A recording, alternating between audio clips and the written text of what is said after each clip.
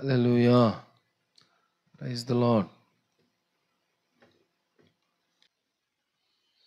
ప్రియమైన దేవుని బిడ్డలారా,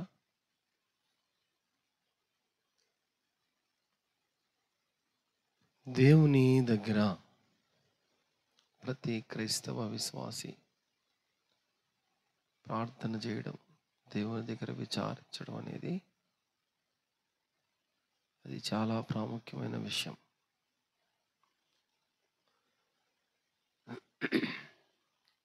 ఒకటో సమూయేలు 23వ అధ్యాయం.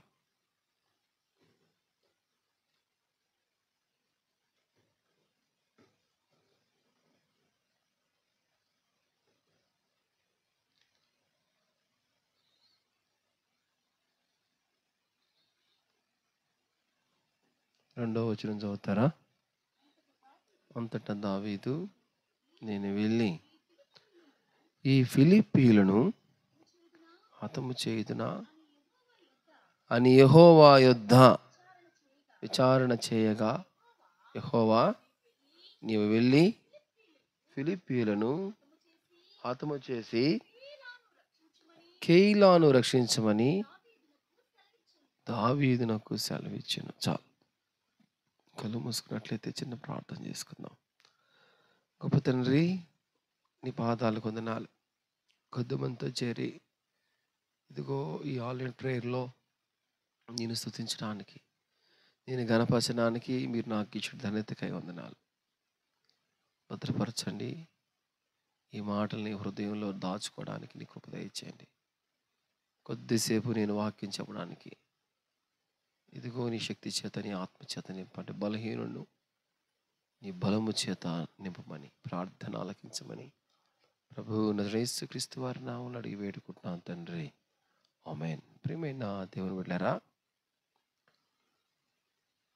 యుద్ధాలు చేయడానికి దావీదు మహారాజు ఎవరిని ఆశ్రయిస్తున్నాడంట? దేవుణ్ణి. అంటే యుద్ధంలో జరిగేది ఏంది?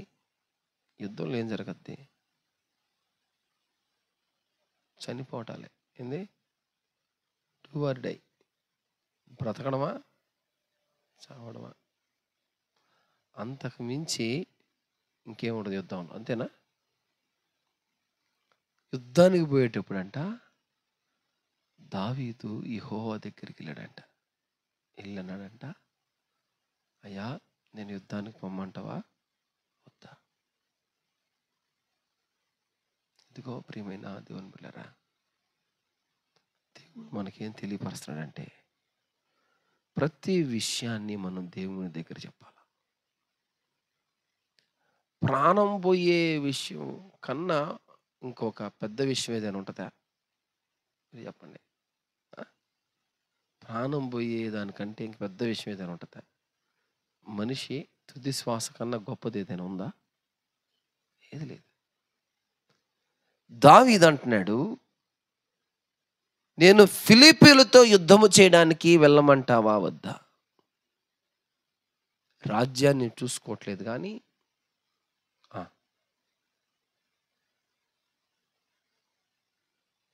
తన మంది మార్బలాన్ని చూసుకోవటం లేదు కానీ తన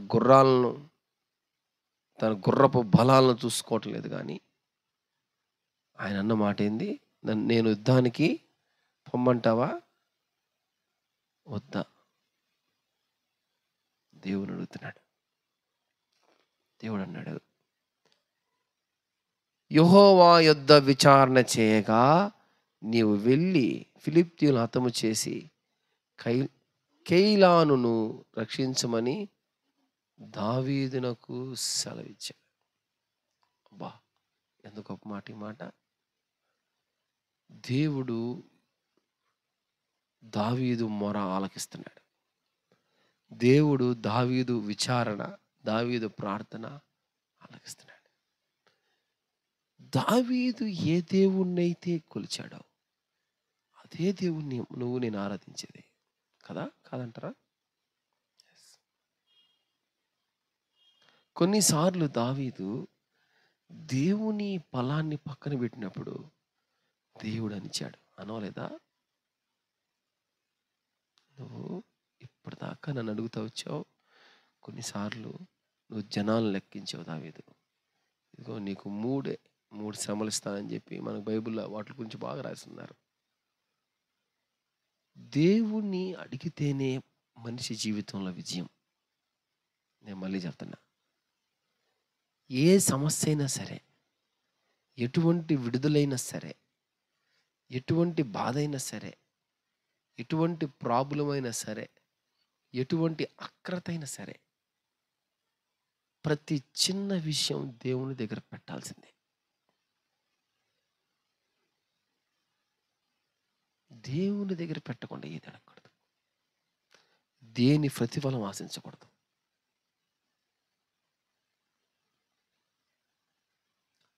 యెహోషువ అన్నాడు, అయ్యా సూర్య చంద్రులను ఆపు అన్నాడు. యుద్ధం జరుగుతూ ఉంది. అయోలో చంద్రుడా, గిద్యోనులో అయోలోను, చంద్రుడా నువ్వు అయోలోను, గిద్యోనులో సూర్యుడా నువ్వు ఆగిపో అంటే దేవునికి ప్రార్థన చేస్తే ఆగిపోయినాయి. ఆగిపోలేదా? ఆగిపోయినాయి. ఎంత గొప్ప మాట ఈ మాట.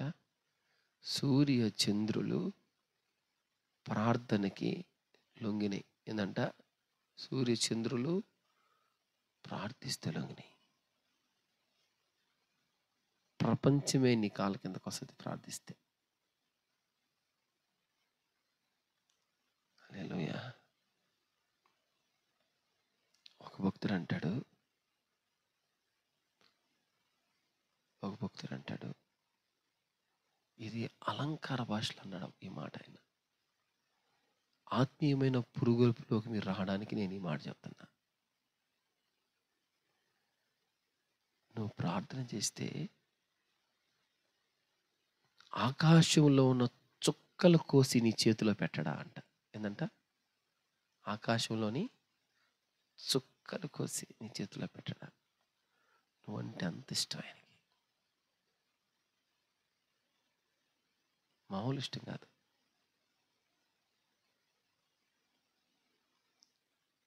ఈ కొమ్మి ఊర్లు ఎంతమంది ఉంటే ఈ సమయంలో నిన్ను కూర్చోబెట్టాడంటే ఏంది ఆయన ప్రణాళిక? ఆయన దగ్గర విచారించవలసింది ఏదో ఉంది.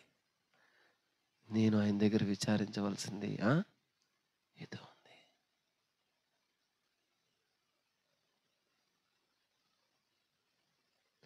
ప్రార్థనలో మూలుగునది పెళ్ళగించుట అసాధ్యమట.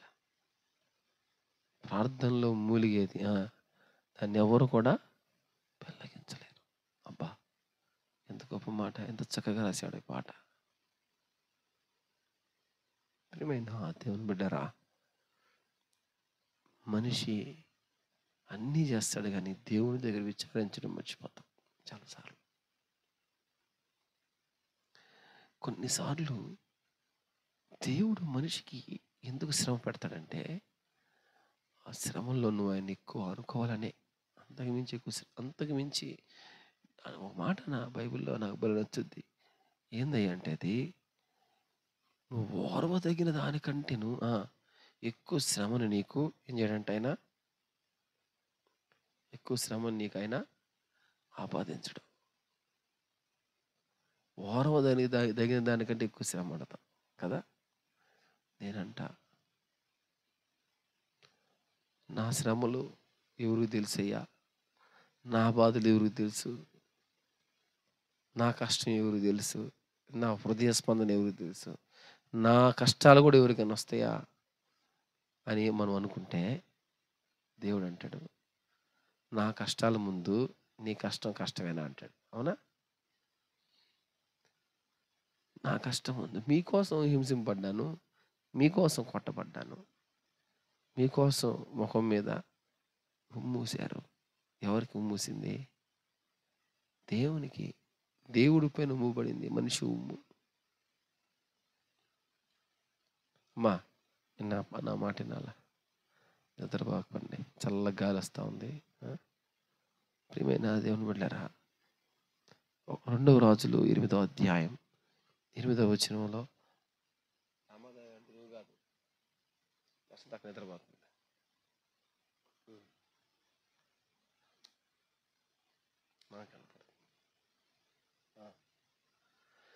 2 రాజులు 8వ అధ్యాయం 8వ వచనం సరే చదవండి. హజాయేలును పిలిచి, నీవు ఒక కానుకను చేత పట్టుకొని దైవజనుడైన అతను ఎదుర్కొనబోయి, ఈ రోగము పోయి నేను బాగుపడుదునా లేదా అని అతని ద్వారా యెహోవా యొద్ద విచారణ చేయమని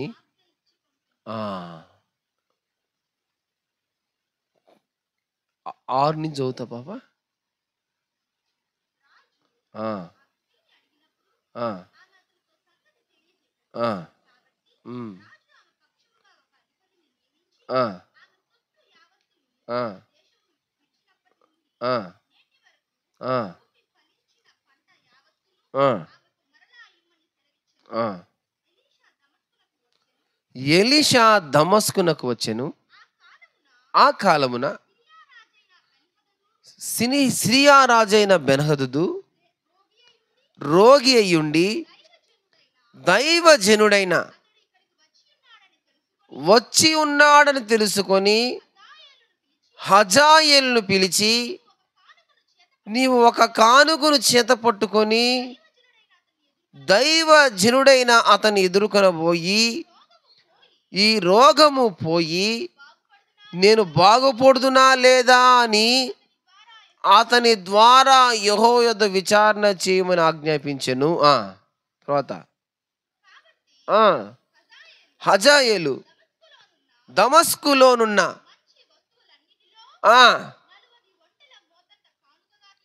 ఎన్ని ఒంటెలంట? 40 ఒంటెలు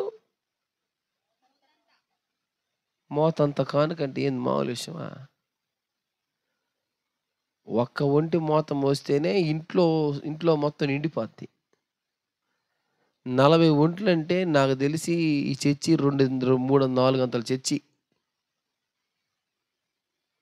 అంటే 40 ఒంట్లు కూడా ఇక్కడ ఎక్కువైపోతాయి. మహా అయితే 40 ఒంట్లు సామాగ్రి పోస్తే ఈ చర్చి 4 గంటల చర్చి గడితేనే. అంటే దాంట్లో ఏమేమి ఉంటాయి ఆ సామాగ్రిలో? చదువు పాప కింద. మోతంత కానుకగా తీసుకొని అతని ఎదుర్కొనబోయి అతని ముందర నిలిచి, నీ కుమారుడను సిరియా రాజైన బెన్హదదు నాకు కలిగిన రోగము పోయి బాగుపడుదునా లేదా అని నిన్నడుగుటకు నన్ను పంపెనని చెప్పాను. అప్పుడు ఎలీషా, నీవు అతని యొద్దకు పోయి నిశ్చయముగా నీకు స్వస్థత చెప్పుము. అయినప్పటికీ అతనికి అవశ్యముగా మరణము సంభవించనని తెలియజేసినని పలికి, హజాయేలు ముఖము చిన్నబోవునంత వరకు తేరి చూచుచు కన్నీళ్లు రాల్చెను. చదువు పాప కింద. హజాయేలు, నా ఏలిన వాడవైన నీవు కన్నీళ్లు రాల్చెదవేమని అతను అడుగగా, ఎలీషా ఇలాగూ ప్రత్యుత్తరం ఇచ్చాడు. ఏమని? ఇశ్రాయేలు వారి గట్టి స్థలమును కాల్చివేయుదువు, యవనస్తులను కత్తి చేత హతము చేయుదువు, వారి పిల్లలను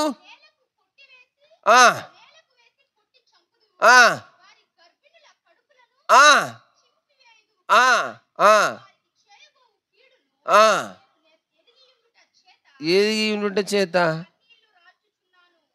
ప్రియమైన దేవుని బిడ్డలారా, ఈ మాట ఎందుకు చదివించానంటే,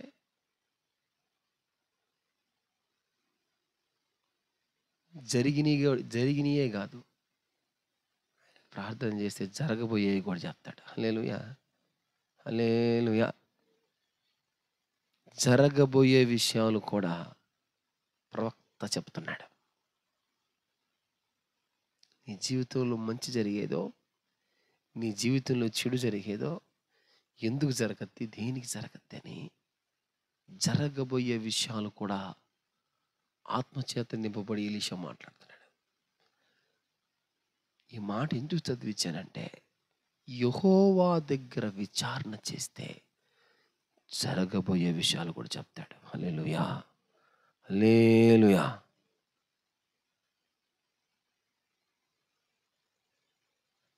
ప్రియమైన దేవుని బిడ్డలారా, మన దేవుని దగ్గర ఒక కొత్త బాణిలోకి ముందుకెళ్ళాల. జరగబోయే విషయాలు తెలియపరిచయ్యా.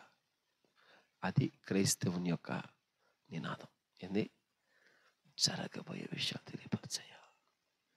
బైబిల్లో దేవుని దగ్గర కనిపెట్టుకున్న ఒక ఆయనకి, దేవుని దగ్గర విచారణ చేయడానికి ఇష్టపడిన ఒక ఆయనకి, దేవుని దగ్గర బలర్పించిన ఒక ఆయనకి దేవుడు జరగబోయే విషయాలు చెప్పుకొచ్చాడు. ఎవరు చెప్పండి? చెప్పండి. నేను చాలాసార్లు ఈ వాక్యం కూడా మీకు చెప్పాను ఆయన గురించి.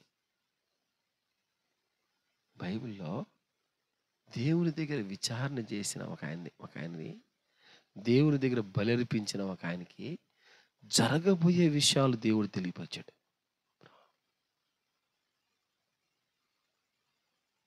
450 సంవత్సరాల చరిత్రను అబ్రహాముకు చెప్పాడు. చెప్పలేదా? చెప్పలేదా? చెప్పాడు. ప్రియమైన దేవుని బిడ్డలారా, వచ్చింది కొద్దిమైనా సరే దేవుడు మీతో ఒక మాట చెప్తున్నాడు. మీరు దేవుని దగ్గర కానీ విచారణ చేస్తే, దేవుని దగ్గర కనిపెట్టుకొని ఉంటే, ఓపిక జరగబోయే విషయాలు నీకు తెలియపరుస్తాడు. ఉదయం మేము నారాయణ హాస్పిటల్కి వెళ్ళాం. వేరే పని మీద వెళ్ళాం. అక్కడ ఒక ఆపరేషన్ థియేటర్లో ఉన్న ఒక నర్సు, ఆమె మొత్తం దానికి ఇన్ఛార్జి అనమాట. ఆమె కలిసాం. ఆమె మాకు చాలా చాలా చాలా సహాయం చేసింది. అక్క పరిగెత్తుకుంటా మా పనులన్నీ చేసి పెట్టింది. అయితే అక్కను పరిచయం చేసిన అబ్బాయి మా కారులోనే ఉన్నాడు. అన్నా భలే మంచిదక్క అంటే, అమ్మ బంగారు తల్లయ్య, ఆమె ఎంత బాగా మనకు సహాయం చేసిందయ్యా, ఆమె గురించి చెప్పుకుంటా వస్తా. ఆమె గురించి ఒక మాట చెప్పాడు. అన్నా వాళ్ళ హస్బెండ్ పాస్టర్ గారు, ఆయన చాలా భక్తిపరుడు అన్న. అప్పట్లో ఆయనకి ఎమ్మెల్యేలు ఎంపీలు కూడా తెలుసు. అక్క అప్పుడు కూడా నారాయణ హాస్పిటల్లోనే పనిచేస్తుంది. ఏదైనా వాళ్ళ హాస్పిటల్ సంబంధించి ఏదైనా ప్రాబ్లం అక్కడికి వచ్చినా, ఇంకేదైనా ప్రాబ్లం వచ్చినా వాళ్ళ భర్తకు చెప్పుకునేది. ఆమె హాస్పిటల్కి వెళ్ళిపోయిన కాడి నుంచి ఆయన మోకాళ్ళ మీద నుండి ఆమె వచ్చిందాకా ప్రార్థన చేస్తూ ఉండేవాడట. ఉదయం వెళ్ళిపోద్ది ఆమె. ఈయన ఎప్పుడు దాకా ప్రార్థన చేస్తాడంట? ఆయనకి డయాబెటీస్, మళ్ళీ షుగర్ వ్యాధి, అధికముగా ఉపవాసాలు ఉండేవాడట. ఆమె సాయంత్రం వచ్చిన తర్వాత ఆమెను అడిగేవాడంట, నీ పని జరిగింది కదా, నీ పని అయిపోయింది కదా అని. అయిపోయిందయ్యా. ఎవరు చెప్పావు? ఎవరికైనా ఎమ్మెల్యేలకి ఎవరైనా ఫోన్ చేసావు, ఏం తెలియపరిచావంటే, నా తండ్రికి చెప్పుకున్నాలే అన్నాడంట. ఏంటంట? నా తండ్రికి చెప్పుకున్నాలే. ఎంత గొప్ప మాట. ఎక్కువగా ప్రార్థనలో ఉండేవాడంట, ఎక్కువగా ప్రార్థించేవాడంట. ఆమె సమస్య తీరిపోయిందండి. నీ సమస్య తీరిపోయిందా? తీరిపోయిందయ్యా. ఎవరికైనా రికమెండేషన్ చేసావా? ఎవరికైనా చెప్పి? లేదు, నేను ఎవరికో చెప్పాను, నా తండ్రికి చెప్పుకున్నాలే. దేవుడు కార్యం చేసేవాడంట. ఇదిగో ఈరోజు రాత్రి దేవుడు అంటున్నాడు, నీ సమస్యలా, నీ బాధలా, మనకు ఒకే ఒక తండ్రి ఉన్నాడు. ఆయనే. ఆయనకి మించిన తండ్రి ఈ లోకంలో ఎవరు లేరు. ప్రియమైన దేవుని బిడ్డలారా, చూడండి 2 రాజులు 22 అధ్యాయం 13వ వచనంలో ఒక మాట రాస్తున్నాడు.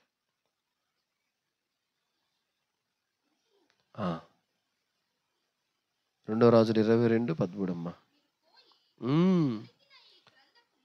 దొరికిన ఈ గ్రంథపు మాటలను గురించి నా విషయంలోను, జనుల విషయంలోను, యూదా వారందరి విషయంలోను యెహోవా యొద్ద విచారణ చేయుడని ఆజ్ఞాపించిన యెషయా రాజు అయిన కదా. చదువు పాప.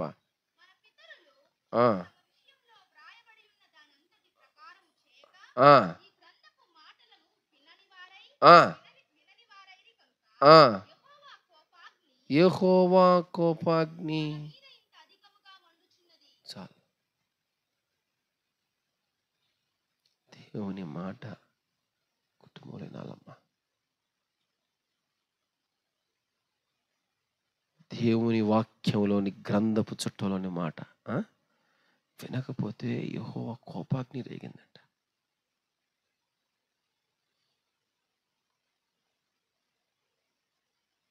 దేవుని మాట వినకపోతేట మనల్ని బట్టి ఏడుస్తున్నాడు ఆయన.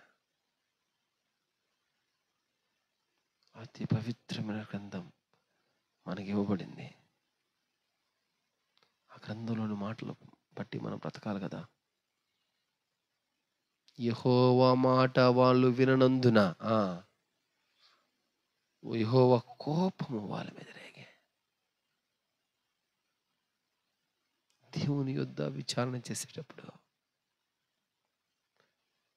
నీ లోపాలు ఆయన దగ్గర ఒప్పుకోవాల్సిన వాళ్ళమే ఉన్నాం. దేవుని దగ్గర ప్రార్థించేటప్పుడు కన్నీళ్లతో పాటు పాపాన్ని కూడా ఒప్పుకోవాల్సిన వాళ్ళమై ఉన్నాం. దేవుని దగ్గర విచారణ చేసేటప్పుడు నీవు కన్నీరు ఏ విధంగా ఆవిరైపోతాయో, దేవునికి వ్యతిరేకంగా చేస్తున్నది ఏదైనా అది ఆవిరైపోవాలా.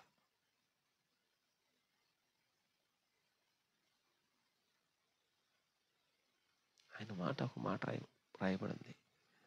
ఆయన శాశ్వతమైన ప్రేమతో మనల్ని, ఏం ప్రేమ అంటది?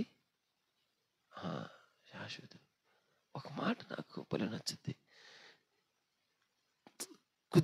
కొంచెం సేపు మాత్రమే నేను విడిచి తిని. ఏందంట? ఏ మాట ఎక్కువసేపు కాదు. ఏందంట? ఎవరన్నా నిద్రపోతున్నారు? రేయ్ సైజుడు. ఏందంట? కొంచెం సేపు మాత్రమే నేను విడిచా, అంతే. ఏందంట? అంటే నేను అనుకుంటా నిమిషంలో సగంలో సగం, ఇంకా కొంచెం వేసుకో. శాశ్వత ప్రేమ ముందు ఆ మాట కూడా తక్కువే కదా. కొంచెం సేపు మాత్రమే నిన్ను అంటే ఏమని అర్థం? మిగతా టైం అంతా ఏమని అర్థం చెప్పాలా? మిగతా టైం అంతా నేను హత్తుకొని ఉన్నాను అర్థం. ఏంటంట? కొంచెం సేపు మాత్రమే చేయి విడిచా. కొంచెం సేపే.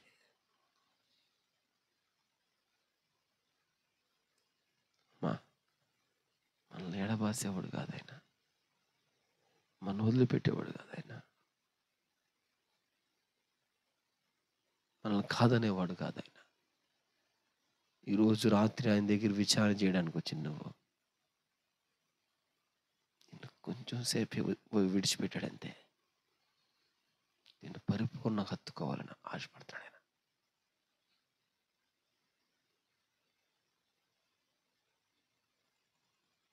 అనుకుంటాం ఏంది జరగవలసింది జరగలేదు, అనుకున్నది జరగలేదు. నువ్వు అనుకున్నది జరిగితే ఆయనకే మహిమ. ఆయన ఏదైతే మన పట్ల చేయాలనుకున్నాడో నీకు తెలీదా? మోషేని పంపించింది ఆయనే, ఐగుప్తు ప్రజలను విడిపించమనింది ఆయనే. మళ్ళీ ఫరో హృదయాన్ని ఎన్నిసార్లు 10 సార్లు. తట్టుకోగలడా మోషే? మీరు చెప్పండి.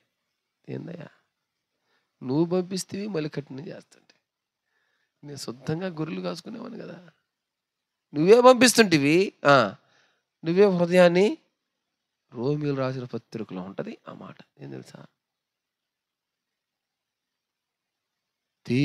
యెహోవా మహిమ కొరకై ఇదిగో ఫరో హృదయమును కఠినపరుచును రాయబడి ఉంటుంది. ఎవరు మహిమ కొరకంట? దేవుని మహిమ కొరకై హృదయం కఠినం. అబ్బా, ఎంత గొప్ప మాట ఈ మాట కదా. దేవుని మహిమ కొరకై మనుషుల హృదయాన్ని కఠినపరుస్తాడు. ఇదిగో ఆయన మహిమ కొరకై కొద్దిసేపు నిన్ను విడిచిపెడతాడు. ఆయన మహిమ కొరకై ఆయన్ని నువ్వు ఆరాధించాలని, ఆయన నువ్వు ఇంకా ఎక్కువగా ఆయన పాదాలు పట్టుకోవాలని. ఇదిగో ఈ ప్రస్తుతానికి నువ్వు తడుపుతున్నావు కన్నీళ్ళు, ఇంకా ఎక్కువగా ఆయన పాదాల మీద పడాలని కొద్దిసేపే నేను అట్టు వదిలిపెట్టాడు అంతే. ఎల్లప్పుడూ నేను శాశ్వతమైన ప్రేమతో హత్తుకుంటాడు ఆయన, శాశ్వతమైన ప్రేమతో. ఎంత గొప్ప దేవుడినా ఆయన వదిలిపెట్టద్దాం. ఆయన దగ్గర విచారం చేద్దాం. ప్రియమైన దేవుని బిడ్డలారా, అందుకనే బైబిల్ గ్రంథంలో ఇలా రాయబడింది.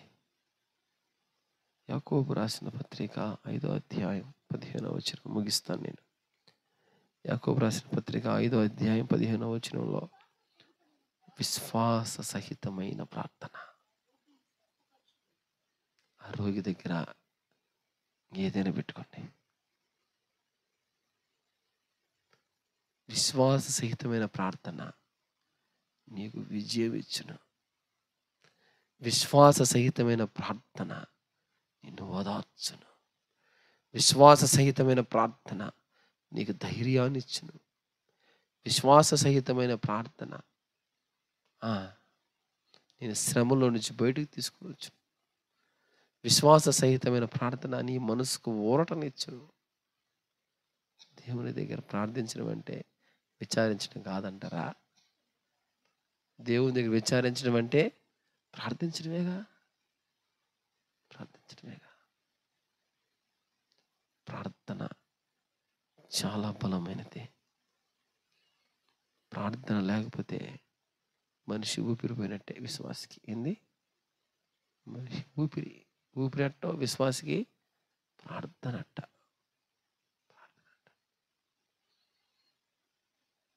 బావిలో పడినోడికి ఈత రాకపోతే ఏమవుద్ది చెప్పాలా? బావిలో పడినోడికి ఈత రాకపోతే ఏమవుతురా? నీళ్ళు తాగి 3 రోజులకు వస్తాడు రా పైకి. చాలా గజీత కాడాడు. 3 రోజులు కడుపు అంతా ఉబ్బుకొని వస్తాడు కదా. ఈత రాకపోతే చచ్చిపోతాడు. విశ్వాసి ప్రార్థన కూడా ఈత లాంటిదే. ఈత లేకపోతే విశ్వాసి చచ్చిపోతాడు. అమ్మా, నేను ముగిస్తాను. చూడండి ఈ మాట.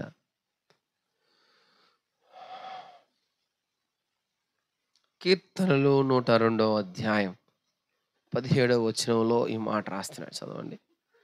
దిక్కులేని వారి ప్రార్థన, దరిద్రుల ప్రార్థన నిరాకరింపక వారు ప్రార్థన వైపు ఏం చేస్తారంట? ఈ మాట గుర్తుపెట్టుకోవాలి.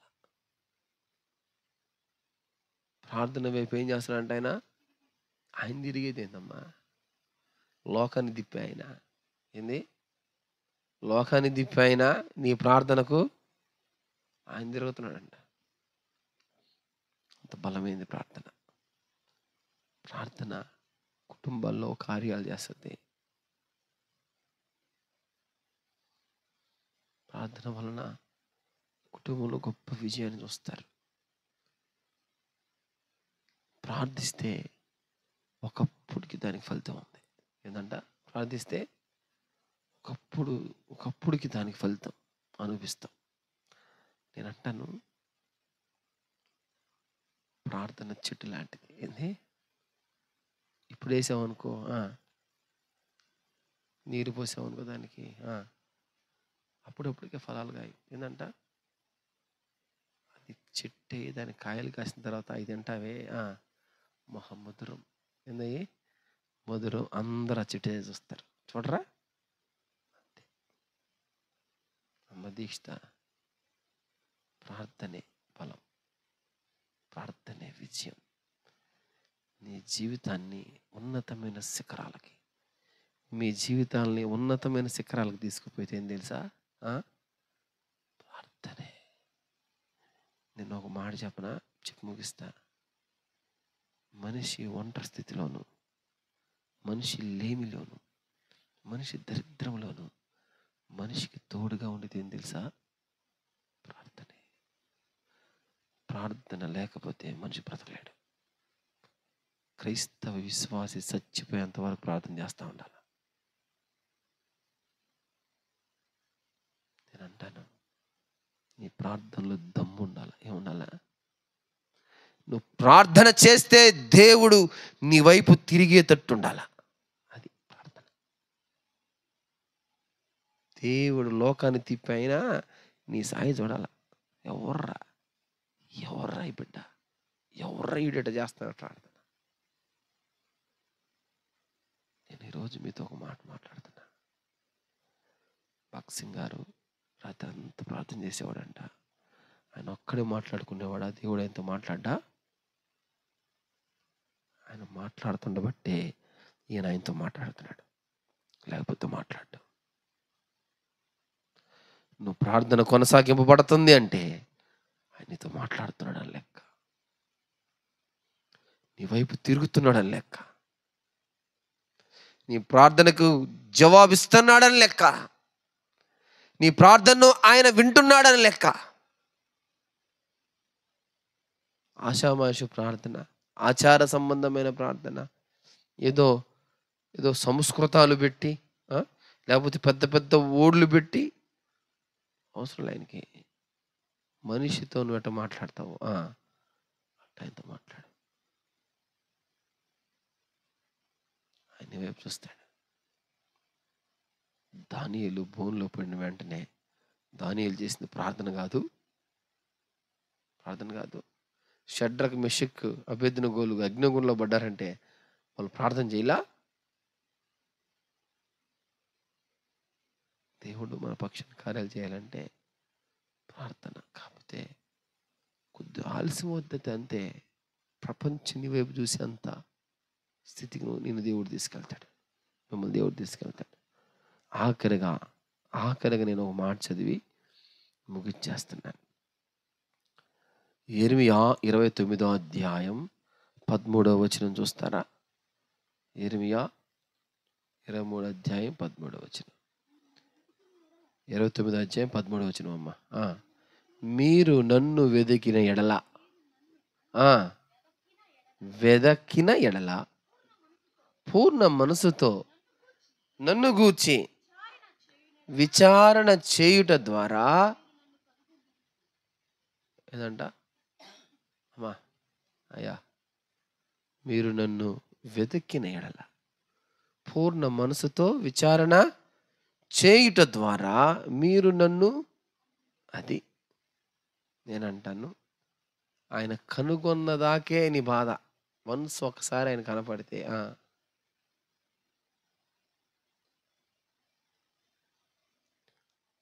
అయిపోయింది కథ. ఆయన కనపడిన దాకా ఏం చేయాలంట? ఆయన వెతకాల. ఎలా వెతకాలా? పూర్ణ మనసుతో విచారణ చేయటం ద్వారా. పూర్ణ మనసు అంటే నిండు మనసుతో విచారణ చేస్తే ఆయన కనపడతాడు. ఆయన కనపడిన దాకేసేమా. ఆయన కనపడిన తర్వాత నీ జీవితం మరో విధంగా ఉంటుంది. హల్లెలూయా. అపోస్తలుడైన పౌలు కనపడ్డాడు, జీవితం మరో విధంగా మారిపోయింది. మారిపోలేదా అమ్మా? ఈరోజు మీకు 2 చేతులు జోడించేస్తున్నా. పూర్ణ మనసుతో ఆయన వెతకండి. ఇదిగో ఆయన దగ్గర విచారణ చేయండి, ఆయన దగ్గర అడగండి. ఆయన మీరు ప్రార్థిస్తే మీ తట్టు తిరుగుతాడట. ఆయన తిరిగిన దాకా ఆయన దగ్గర విచారణ చేద్దాం. కళ్ళు మూసుకుందాం, ప్రార్థనలోకి వెళ్ళిపోదాం. దేవా, దావీదు ఫిలిప్పీయుల్ని యుద్ధానికి వెళ్దామా వద్దా అని, ఫిలిప్పీయుల దగ్గరికి యుద్ధానికి వెళ్దామా వద్దని యెహోవా దగ్గర విచారణ చేశాను.